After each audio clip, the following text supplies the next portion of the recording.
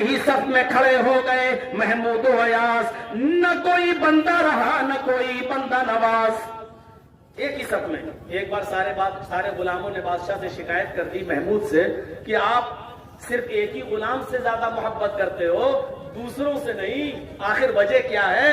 ہم آپ کی اتنی خدمت کرتے ہیں پھر بھی آپ ہمیں اتنا پیار نہیں دیتے ہو جتنا آپ ایاز سے محبت کرتے ہو۔ تو محمود کو تھوڑا برا لگا اور اس نے کہا کہ مجھے اپنے غلاموں کو یہ بتانا پڑے گا کہ میں ایاز سے کیوں محبت کرتا ہوں، مجھے اپنے غلاموں کو بتانا پڑے گا کہ میں ایاز سے کیوں محبت کرتا ہوں۔ تو اس نے کہا یہ جاننا چاہتے ہو کہ میں ایاز سے کیوں محبت کرتا ہوں اور تم لوگوں سے اتنی زیادہ کیوں نہیں کرتا؟ کہا ہاں مجھے یہ جاننا ہے۔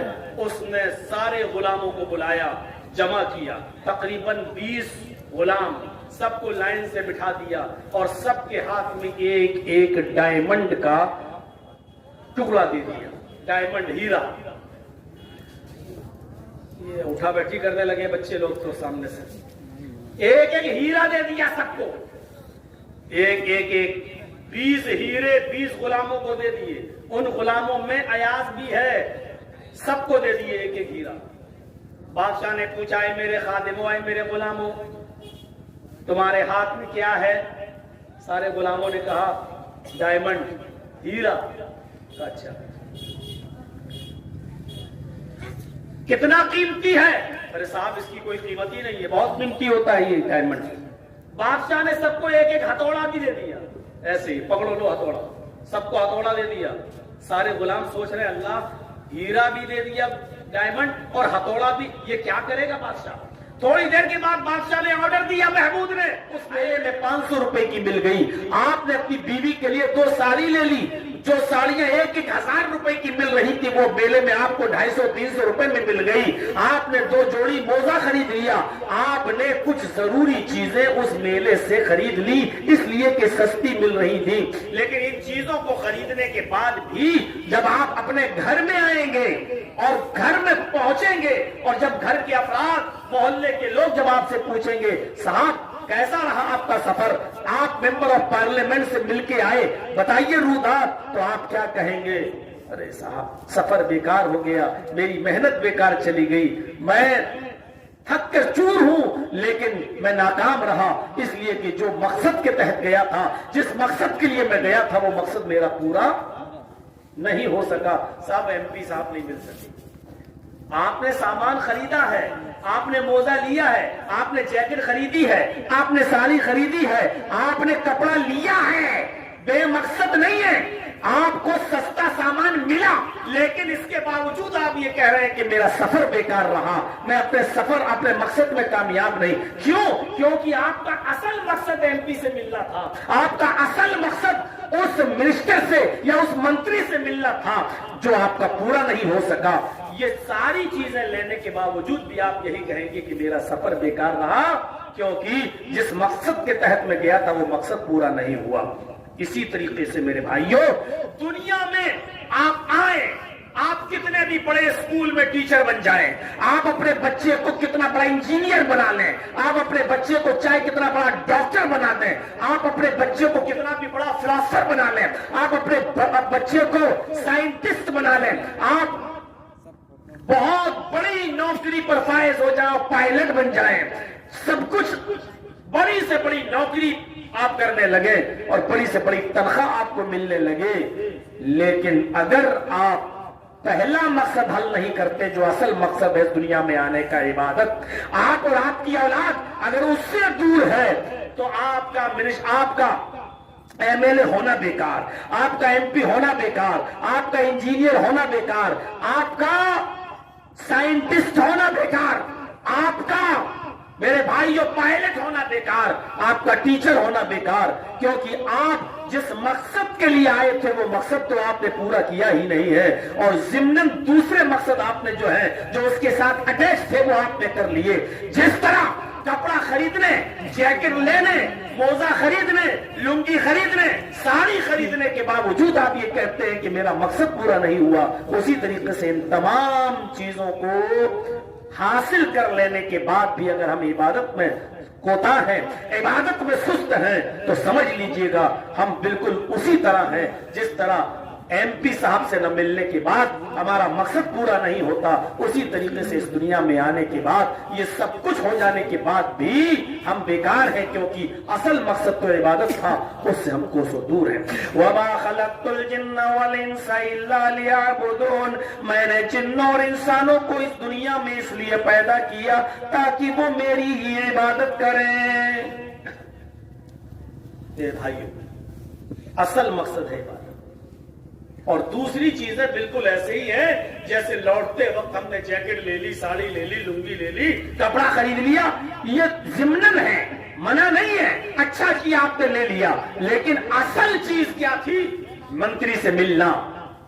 دوسری چیزیں ضمناً ہے. ایسی اس دنیا میں اصل چیز ہے عبادت, دوسری چیزیں اس کے ساتھ ضمناً ہے جو کی جاتی ہیں اور کی جانی چاہیے. اور پھر نوکری کرنا, اپنے بیوی بچوں کے لیے کمانا, حلال رزق تلاش کرنا, محنت کرنا اور مزدوری کرنا بھی تو عبادت ہے. اور خود قرآن نے اس عبادت کو ذکر کیا ہے, فَإِذَا قُضِيَتِ الصَّلَاةُ فَانتَشِرُوا فِي الْأَرْضِ وَابْتَغُوا مِنْ فَضْلِ اللَّهِ. جب جمعے کی نماز ادا کر لی جائے تو ہم مسجد میں مت بیٹھو. کیوں بیٹھے ہو؟ جب جمعے کی نماز پڑھ لی, پوری ہو گئی, تو آپ کیوں بیٹھے ہو مسجد کے اندر؟ فَانتَشِرُوا فِي الْأَرْضِ, زمین میں پھیل جاؤ. اللہ کہہ رہا ہے زمین میں پھیل جاؤ. اب بیٹھے وہیں بیٹھے ہو مسجد میں, جمعے کی نماز ادا ہو گئی, اب وہیں بیٹھے ہو صاحب سبحان اللہ, عصر بھی ہو گئی پھر بیٹھے ہو سبحان اللہ سبحان اللہ, مغرب بھی ہو گئی پھر بیٹھے ہو سبحان اللہ. ارے کیوں بیٹھے ہو؟ اللہ تو کہہ رہا ہے کہ فَإِذَا قُضِيَتِ الصَّلَاةُ, جب نماز پوری پڑھ لی جائے, فَانتَشِرُوا فِي الْأَرْضِ, تو زمین میں پھیل جاؤ. اور کیا کرو؟ وَابْتَغُوا مِنْ فَضْلِ اللَّهِ, اللہ نے جو رزق اتارا ہے, جو روزی اتاری ہے, اس کو تلاش کرو, اس روزی کو تلاش کرو. میرے بھائیوں, خود اللہ رب العالمین کہہ رہا ہے کہ رزق حلال کماؤ, روزی کو تلاش کرو. تو اللہ تعالیٰ نے رزق حلال کمانے کو بھی عبادت سے جوڑ دیا ہے. یعنی نماز پڑھو, اللہ کا حق ادا کرو, اور پھر نماز کے بعد آپ رزق حلال کماؤ. بیوی کے لیے, بچوں کے لیے رزق حلال کمانا بھی عبادت میں شامل ہے. میرے پیارے ساتھیوں, اس دنیا میں بد امنی کی بہت سی وجہ لوگ بتاتے ہیں, لیکن بد امنی کی اصل وجہ یہ ہے کہ ہم نے لوگوں کو اللہ کی عبادت سے دور کر دیا ہے. دنیا میں بد امنی کیوں ہے؟ آئیے نظریہ بتاتے ہیں. کسی فلاسفر سے پوچھو, کسی فلاسفر سے پوچھو دنیا میں بد امنی کیوں ہے, وہ کہے گا ایٹمی ہتھیار کی وجہ سے. دنیا میں بد امنی اس لیے ہے کہ کسی ملک کے پاس ہتھیاروں کا خزانہ ہے اور کسی ملک کے پاس کچھ نہیں ہے. کسی کے پاس ساری چیزیں ہیں تو دوسروں کو ڈرا کر رکھتا ہے.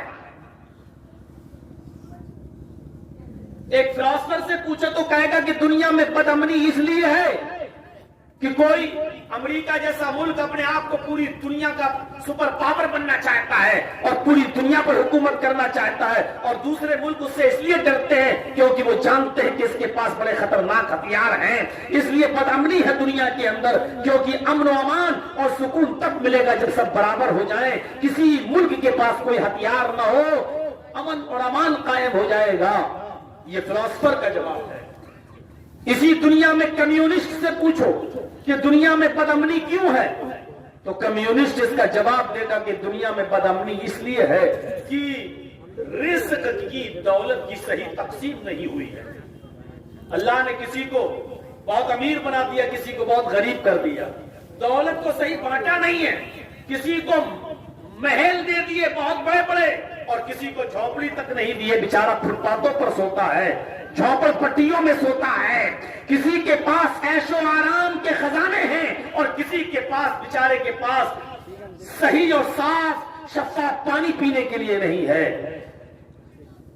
اس لیے دنیا کے اندر بد امنی ہے.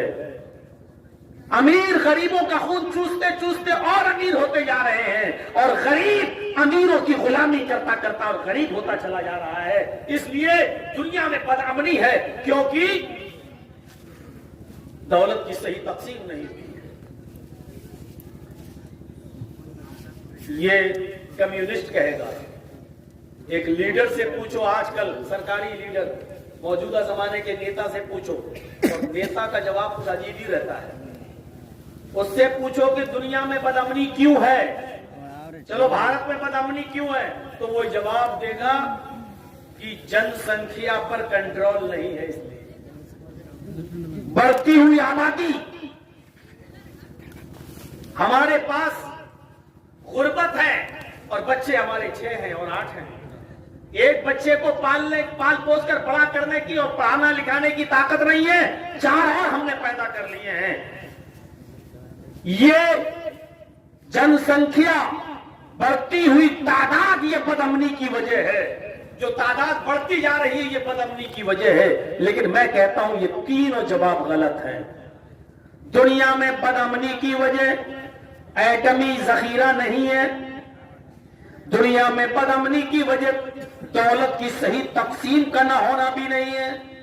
آپ دولت کی صحیح تقسیم کر کے دکھا دو, سب کو برابر کر کے دکھائیے. آپ نہیں کر سکتے ہیں آپ, اور کر بھی دیں گے.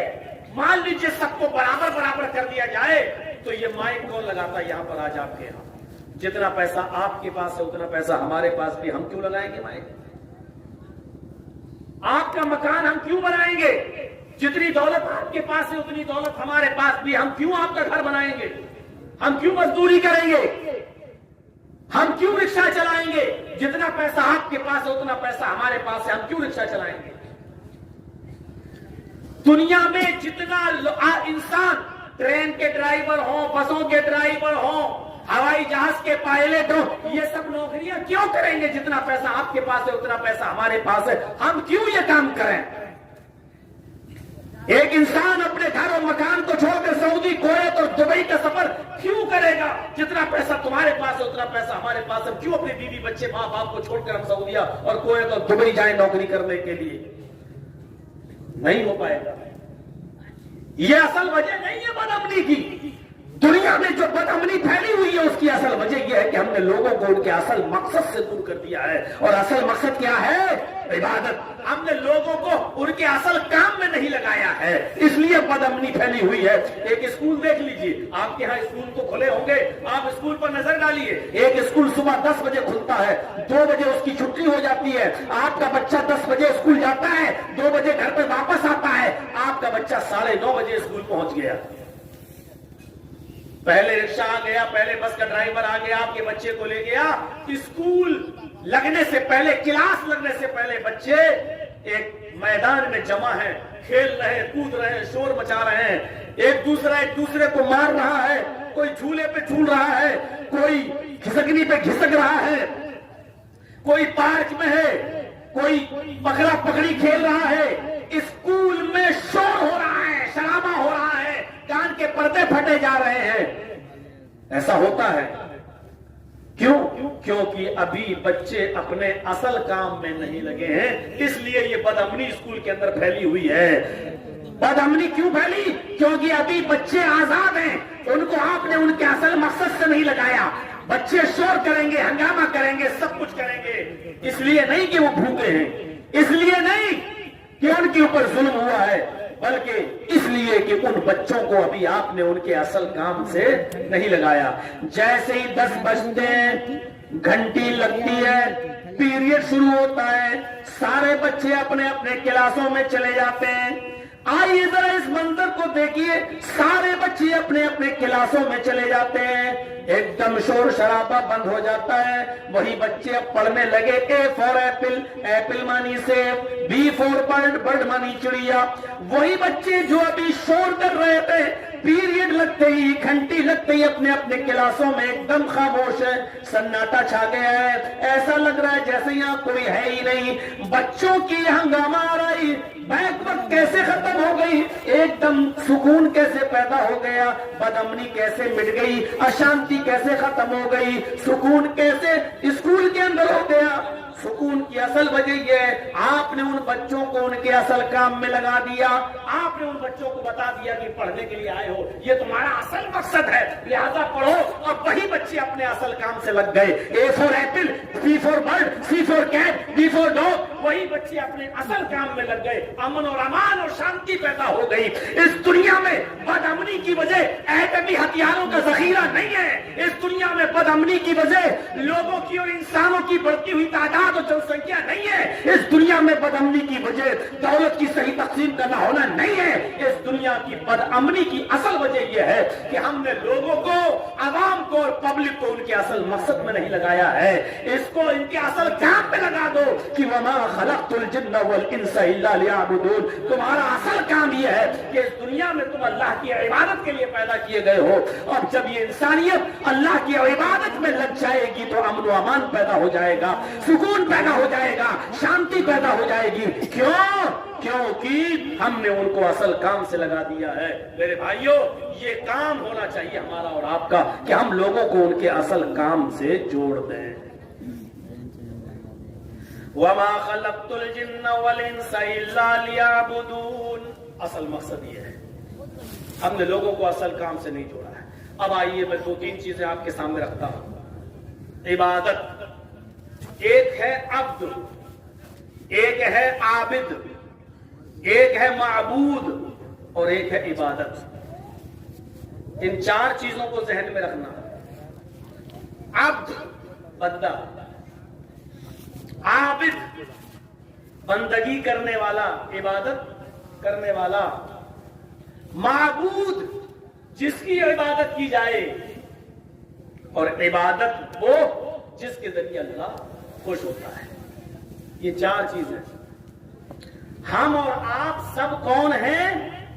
अल्लाह के बंदे, अब्द हैं। और हम जब बंदगी करते हैं तो कौन हो जाते हैं? आबिद।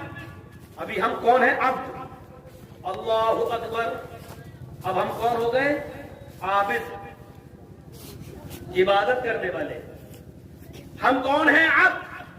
सहरी की, रोजे की नियत हमने कर ली कि आज हमें रोजा रखना। अब हम कौन हो गए? आबिद। ये रोजा हमने किसके लिए रखा है? अल्लाह के लिए। वो कौन है? माबूद, जिसकी इबादत की जाए। हम हैं अब अल्लाहु अकबर। अब कौन हो गए? आबिद। और ये जो हम कर रहे हैं, उठना बैठना, सजदा रुकू, ये क्या है? इबादत। और ये नमाज, ये इबादत जिसके लिए की जा रही है वो कौन है? माबूद। अब्द के माना गुलाम, और इबादत जो हम कर रहे हैं वो है गुलामी। जिसके लिए कर रहे हैं वो है मालिक। इस फर्क को समझने की कोशिश कीजिएगा।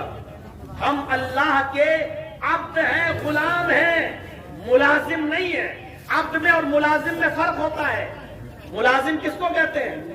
मसलन हम सरकारी नौकर हैं, किसी जगह पर हमारी सर्विस है, हम 9 बजे गए और 5 बजे वहां से छुट्टी हो गई हमारी। 5 बजे के बाद हम आपका काम कर भी सकते हैं और नहीं भी कर सकते, ये मेरी मर्जी। आप जबरदस्ती हमसे काम नहीं करा सकते हो। मेरी बैंक में ड्यूटी है, एक मिसाल दे रहा हूं मैं, है नहीं, मेरी बैंक में ड्यूटी है। बैंक 10 बजे खुलती और 5 बजे बंद। हमें जॉब मिली है, सरकारी जॉब है। 10 बजे आप आइए बैंक और 5 बजे तक आपको रहना है। 10 बजे से 5 बजे तक हमारी ड्यूटी है। 5 बजे के बाद हम जा सकते हैं। 5 बजे के बाद हमसे कोई जबरदस्ती काम नहीं करा सकता है। अगर काम 5 बजे के बाद कराना चाहोगे तो ओवर टाइम आपको उसका पैसा हमें देना पड़ेगा। वो भी हमारी मर्जी के ऊपर है, हम चाहेंगे तो करेंगे और चाहेंगे तो नहीं करेंगे। आप जबरदस्ती हमसे नहीं करा सकते हैं। इसको कहते हैं मुलाजिम, इसको कहते हैं सर्वेंट। लेकिन हम अल्लाह के मुलाजिम नहीं है, हम अल्लाह के सर्वेंट नहीं है, हम अल्लाह के गुलाम हैं, हम अल्लाह के अब्द हैं। हमें हर हाल में अल्लाह का हुक्म एनी टाइम मानना पड़ेगा। ये नहीं 5 वक्त की नमाज पढ़ ली, हो गई इबादत, बस अब आप फ्री हो गए, नहीं। इन्नल्लाह अश्तरा मिनल मुमिनीना अनफुसहुम व अमवालहुम बिअन्न लहुमुल जन्नह। पढ़िए कुरान की आयत। अल्लाह ने साफ तौर पे कह दिया, मेरे बंदो, आए मोमिनो, आए मुसलमानों, इन्नल्लाह अश्तरा मिनल मुमिनीना अनफुसहुम व अमवालहुम। आए मुसलमान, مسلمانوں ہم نے تمہاری جانوں کو اور ہم نے تمہارے مالوں کو خرید لیا ہے. اللہ نے کیا کہا؟ ہم نے خرید لیا ہے تمہاری جانوں کو بھی اور تمہارے مالوں کو بھی. یہ جان بھی ہماری نہیں ہے اور ہمارے پاس جو مال ہے وہ بھی ہمارا نہیں ہے. اللہ نے کہا ہم نے خرید لیا. ان اللہ اشتری من المؤمنین انفسهم واموالهم. اللہ نے خرید لیا ہے تمہاری جانوں کو اور تمہارے مالوں کو. اور اس جان اور مال کی قیمت اس نے کیا دی ہے؟ ہمیں خریدا ہے تو کچھ تو دیا ہوگا. کیسے خریدا؟ فری میں نہیں. اللہ نے کہا ہم نے تمہارے جانوں کو اور تمہارے مالوں کو خریدا ہے بِأَنَّ لَهُمُ الْجَنَّةَ. جنت کے بدلے. ہم نے بدلے میں کیا دیا ہے تمہیں؟ جنت. تم ہمیں اپنی جان دو, تم ہمیں اپنا مال دو, بدلے میں ہم سے جنت لو. اللہ رب العالمین نے کہا کہ تم میرے بندے ہو. اینی ٹائم جب بھی تمہاری جان کی ضرورت پیش آئے گی تمہیں دینا پڑے گی. تم بھاگ نہیں سکتے ہو, راہ فرار اختیار نہیں کر سکتے ہو. اگر میدان جہاد میں تمہیں کودنا پڑے تو کودنا پڑے گا. تم پیٹھ دکھا کر نہیں بھاگ سکتے ہو. راہ فرار اختیار کرنا کبیرہ گناہوں میں شامل ہے اور ہلاک کر دینے والے گناہوں میں شامل ہے. اللہ کے نبی صلی اللہ علیہ وسلم نے فرمایا اجتنبوا السبع الموبقات. 7 ہلاک کر دینے والے گناہوں سے بچو. اور ان 7 ہلاک کر دینے والے گناہوں میں کیا ہے؟ والفرار من الذهب. میدان جنگ سے راہ فرار اختیار کرنا بھی ہے, جنگ سے بھاگ جانا ہے, پیٹھ دکھانا بھی ہے. تو میرے بھائیوں ادھر توجہ دیجئے. اب آپ کے سمجھ میں آئے گی ہم اللہ کے عبد ہیں, اللہ کے غلام ہیں, اللہ کے بندے ہیں. ہم سروینٹ نہیں ہیں, ہم اللہ رب العالمین کی نوکر نہیں ہے. جب چاہے تب عبادت کرے اور جب چاہے نہ کرے. اللہ ہم سے زبردستی نہیں کروا سکتا ہے. ہم نوکر نہیں ہیں, ہم غلام ہیں. اور غلام وہ ہوتا ہے کہ مالک کو جب بھی ضرورت پڑے غلام کو اٹھنا پڑتا ہے. اور پرانے زمانے میں جب لوگوں کے خرید و فروخت کا معاملہ تھا, نبی اکرم صلی اللہ علیہ وسلم کے غلام حضرت زید تھے. آپ ان سے بھی کام لیا کرتے تھے. آپ کی کچھ لونڈیاں بھی خادمہ تھی, آپ ان سے جب چاہتے کام لیا کرتے. نہ رات دیکھتے نہ دن دیکھتے, جس وقت بھی ضرورت پڑے گی اپنی لونڈی سے اپنے غلام سے کام لیا جا سکتا ہے. تو اللہ رب العالمین نے بھی فرمایا آئے میرے بندو, تم میرے بندے ہو, تم میرے غلام ہو. ہمیں جب بھی تمہاری ضرورت پڑے گی تمہیں منع نہیں کرنا ہے. ایک اور چیز میں بتا دوں, بندے کا اور اللہ کا تعلق بڑا گہرا ہوتا ہے. عبد کا اور معبود کا تعلق, عابد کا اور معبود کا تعلق بڑا گہرا ہوتا ہے. مالک کو ہمیشہ غلام بچاتا ہے. آئیے ذرا ہم آپ کو ایک واقعے کی طرف لے کے چلنا چاہتے ہیں. آپ نے سنا ہوگا محمود ایک بادشاہ تھا اور اس کا غلام تھا ایاز. اور یہ دوستی اتنی پکی تھی غلام کے ساتھ, محمود کی اپنے غلام کے ساتھ, کہ دوسرے غلاموں کو جلن ہوتی تھی کہ بادشاہ جو ہے محمود اس غلام سے ایاز سے اتنی محبت کیوں کرتا ہے. مشہور ہے جب مسجد میں نماز کا وقت ہوتا تھا تو محمود اپنے ساتھ ساتھ اپنے غلام ایاز کو بھی لے جایا کرتا تھا.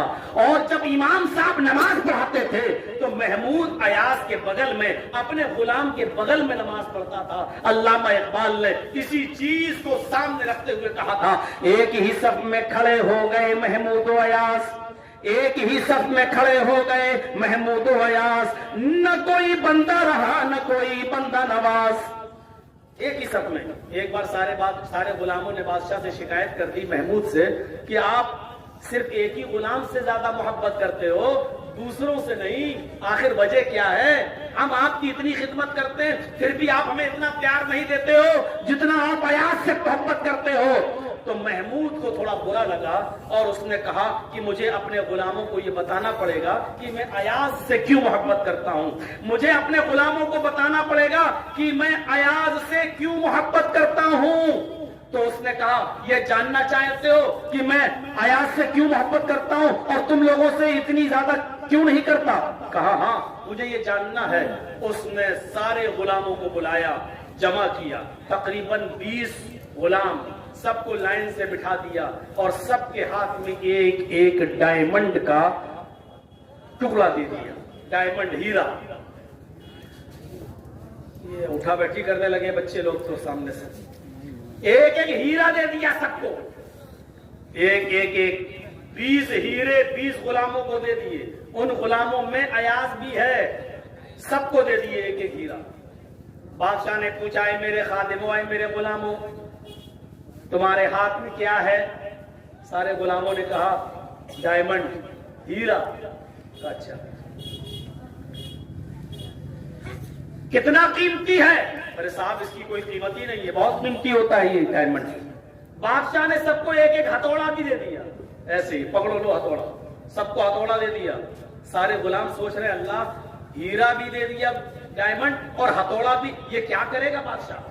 تھوڑی دیر کے بعد بادشاہ نے آرڈر دیا محمود نے، اے میرے غلاموں، ہتھوڑے سے ہیرا توڑ دو، جو ہیرا میں نے تمہیں دیا ہے یہ ہتھوڑا ہیرے پہ مار دو، ہیرے کو چکنا چور کر دو، بالکل سرما بنا دو، مار دو۔ تھوڑا سا چونکے سارے غلام ایسے تھے، یار ڈائمنڈ ہے، مارے کہ نہ مارے، چونک رہے۔ پھر سوچا بادشاہ کا حکم ہے مار ہی دیتا ہوں، مار دیا سب نے، ہیرا ٹوٹ گیا۔ 20 غلاموں نے ہیرے پر ہتھوڑا مار دیا، اور 20 غلاموں میں ایاز بھی شامل تھا، اس نے بھی مار دیا، ہیرا ٹوٹ گیا۔ اب بادشاہ نے ایک ایک کر کے سب کو بلایا، ذرا ہیرا کیوں توڑا؟ خود آرڈر دیا تھا اور اب کیا کہہ رہا ہے؟ ہیرا کیوں توڑا؟ اس نے کہا صاحب آپ کا حکم تھا میں نے توڑ دیا۔ دوسرے سے پوچھا یہ تم نے کیوں توڑا؟ اس نے کہا بادشاہ صاحب آپ نے کہا توڑ دو میں نے توڑ دیا۔ تیسرے سے پوچھا تم نے کیوں توڑا؟ اس نے بھی جواب دیا کہ آپ کا حکم ہیرے سے بڑھ کر نہیں تھا، آپ کا آرڈر تھا توڑنے کا، میں نے توڑ دیا، آپ کی نافرمانی کرنا میں نے مناسب نہیں سمجھا۔ سب نے یہی جواب دیا۔ ایاز کی جب باری آئی، لاسٹ میں ایاز کی باری آئی، ایاز کو بلایا ادھر آؤ، ہیرا تو تم نے بھی توڑا ہے؟ جی توڑ دیا۔ تم نے کیوں توڑا؟ تم نے کیوں توڑا؟ تو ایاز نے اس کا جواب کتنا خوبصورت دیا۔ ایاز نے کہا بادشاہ سلامت، میرے کانوں نے آپ کا حکم سنا توڑ دو، لیکن میرے دماغ کا قصور تھا، میری عقل کا قصور تھا کہ میں آپ کے حکم کو سمجھ نہ سکا، اور میرے ناقص عقل نے، میری ناقص کھوپڑی نے کہا توڑ دینا چاہیے، یہ میرے عقل کا قصور تھا کہ میں آپ کی بات کو سمجھ نہ سکا، آپ کے حکم کو سمجھ نہ سکا، اور میں نے ہیرا توڑ دیا۔ دیکھیے جواب سب نے دیا، جواب ایاز نے بھی دیا، سارے غلاموں نے جواب یہ دیا آپ کا حکم تھا توڑ دو میں نے توڑ دیا، آپ کے حکم سے بڑھ کر تھوڑی کوئی چیز ہے۔ ایاز سے پوچھا تم نے کیوں توڑا؟ ایاز نے کہا میں نے اس لیے توڑ دیا کیونکہ آپ نے حکم دیا، لیکن میرا دماغ، میری کھوپڑی، میری عقل سمجھ نہیں سکی آپ کہنا کیا چاہتے تھے، یہ میری عقل کا قصور ہے کہ میں نے آپ کے ہیرے کو توڑ دیا، یہ میری عقل کا قصور ہے۔ محمود نے کہا اے غلاموں دیکھا میں ایاز کو کیوں چاہتا ہوں، ایاز سے سب سے زیادہ محبت کیوں کرتا ہوں، ایاز کو کیوں پسند کرتا ہوں، اب سمجھ میں آیا؟ میں نے تم سب کو آرڈر دیا تھا ہیرا توڑنے کا، ایاز کو بھی حکم دیا تھا ہیرا توڑنے کا، تم سب نے میرا حکم مانا، ایاز نے بھی میرا حکم مانا، تم سب سے پوچھا ہیرا کیوں توڑا، تم نے کہا آپ کا حکم تھا توڑ دو توڑ دیا، آپ کا حکم تھا توڑ دو اس لیے توڑ دیا، لیکن ایاز نے کیا کہا یہ میری عقل کا قصور تھا کہ میں سمجھ نہیں پایا، یعنی اس نے میرے اوپر آنچ نہیں آنے دی، حالانکہ حکم میں نے ہی دیا تھا لیکن اس نے میرے اوپر آنچ نہیں آنے دی، اور بڑی خوبصورتی کے ساتھ مجھے بچا لیا، اور اس نے سارا قصور اپنی عقل کا اپنے اوپر لے لیا کہ یہ میری عقل کا قصور ہے۔ میرے بھائیوں ایک بندے کا تعلق اپنے رب کے ساتھ ایسا ہی ہونا چاہیے، جب وہ کوئی اچھا کام کرے تو کہے کہ رب نے مجھے ہدایت دی، اللہ نے مجھے توفیق دی، اور جب وہ کوئی غلط کام کرے اور گناہ کی طرف آگے بڑھے اور اس سے کوئی گناہ سرزد ہو جائے تو وہ اللہ کو دوش نہ دے، وہ یہ نہ کہے کہ اللہ نے مجھے گمراہ کر دیا، وہ یہ نہ کہے کہ اللہ نے مجھے بہکا دیا، بلکہ وہ یہ کہے کہ اللہ نے تو مجھے ہدایت ہی دی تھی، لیکن شیطان نے مجھے راستے سے بہکا دیا، اور شیطان کے اوپر الزام لگا دے، میرے اوپر الزام نہ لگائے، یعنی اللہ کے اوپر نام۔ جبکہ ہر خطبے میں ہر مقرر پڑھتا ہے، ہم اور آپ جتنے سب پڑھتے ہیں، من یہدہ اللہ فلا مضل لہ ومن یضلل فلا ہادی لہ، اللہ جس کو ہدایت دے اس کو کوئی گمراہ نہیں کر سکتا، اور جس کو اللہ گمراہ کر دے اس کو کوئی ہدایت نہیں دے سکتا۔ یہ حدیث ہے، بخاری کے اندر موجود ہے۔ حدیث میں کیا ہے؟ اللہ جس کو ہدایت دے اس کو کوئی گمراہ نہیں کر سکتا، اور جس کو اللہ گمراہ کر دے اس کو کوئی ہدایت نہیں دے سکتا، یعنی ہدایت بھی اللہ دیتا ہے اور گمراہ بھی اللہ ہی کرتا ہے۔ لیکن بندے کا اللہ کے ساتھ تعلق یہ ہونا چاہیے کہ جب وہ کوئی اچھا عمل کرے تو کہے یہ میرے رب کی توفیق سے ہے، یہ میرے رب کی ہدایت سے ہے، اور جب وہ کوئی غلط کام کرے تو یہ کہے کہ اس میں شیطان کا قصور ہے، شیطان نے ہم کو بہکا دیا، شیطان نے ہم سے یہ غلط کام کرا دیا۔ میرے پیارے ساتھیوں، وہ اپنے رب کے اوپر الزام نہ لگنے دے۔ یہ ایک عبد کا تعلق، عابد کا تعلق